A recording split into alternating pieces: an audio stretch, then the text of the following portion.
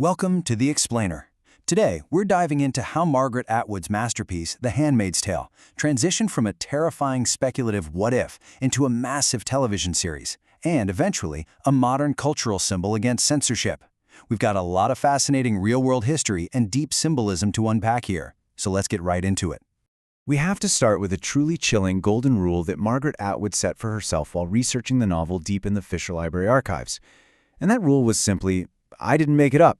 Every single horrific law, social practice, and technological overreach in her story had to have a real-world historical precedent. She actually kept literal boxes of newspaper clippings just to prove it.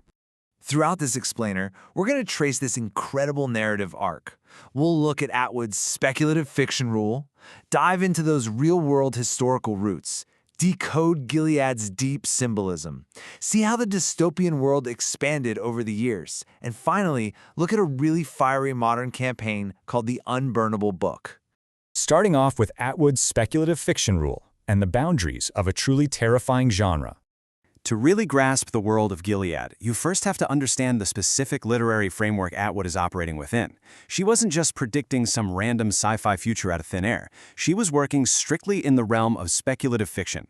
This means she was taking actual newspaper clippings from the 1980s, things like pollution, changing social norms, and political shifts, and pushing those exact existing anxieties to their absolute logical extremes. She was basically looking at the seeds planted in our current society and asking, okay, what happens if these fully bloom? Which brings us to our second point, the real-world historical roots, or the literal clippings that built Gilead. Let's directly compare what was happening in the real world to what Atwood wrote. She mapped real historical events straight into the laws of Gilead.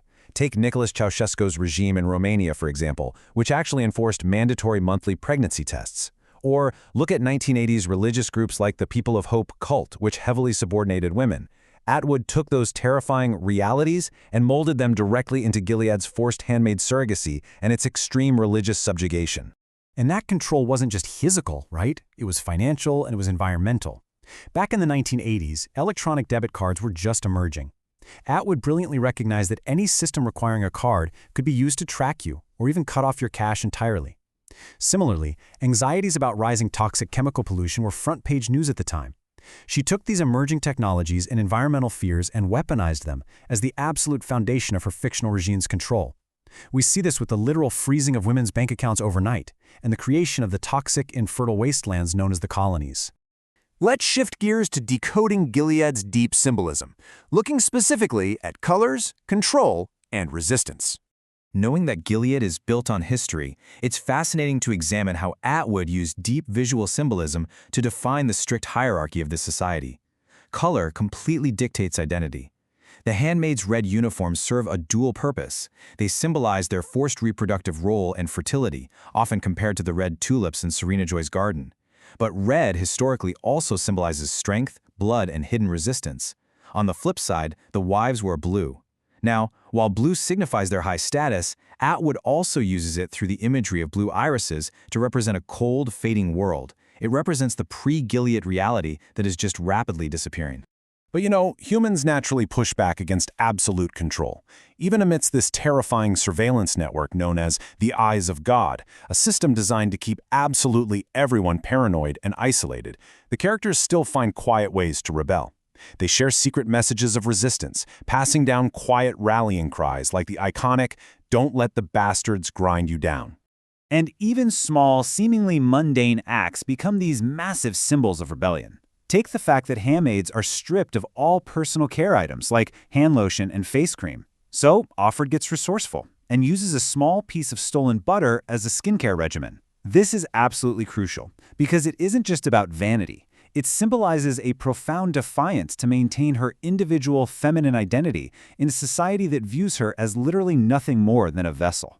Then there's the recurring motif of the egg. On the surface, the regime views the egg as a literal representation of their ultimate goal, the commodification of female fertility. But to Alfred, the egg mirrors her own resilient, concealed inner life. Just as the egg is smooth and plain on the outside but holds glowing life within, Alfred maintains this hidden spiritual fortitude right beneath her compliant exterior. Moving on to Part 4, expanding the dystopian world, from the page to the screen. With a world as deeply realized, it was pretty much inevitable that the story would expand far beyond its original publication. The narrative's cultural footprint has grown massively over the decades.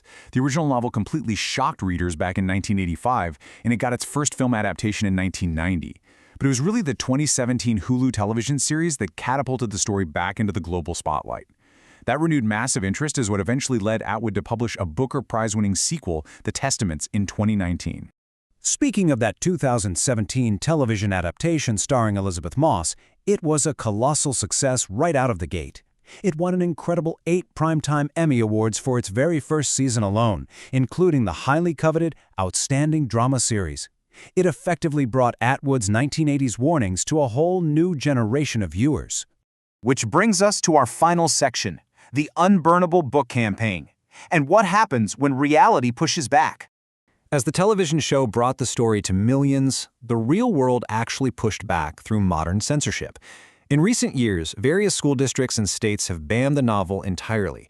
Challenges in places like Texas and Oregon have impartially cited an array of reasons for these bans.